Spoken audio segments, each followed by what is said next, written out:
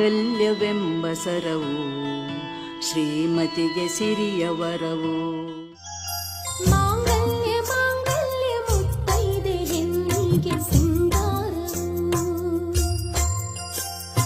ಮಾಂಗಲ್ಯವೆಂಬುದು ಕುಲನಾರಿಗೆ ನಿತ್ಯ ಸೌಭಾಗ್ಯವು.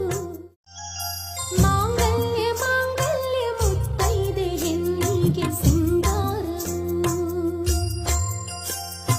ಮಾಂಗಲ್ಯವೆಂಬುದು ಕುಲನಾರಿಗೆ ನಿತ್ಯ ಸೌಭಾಗ್ಯವು.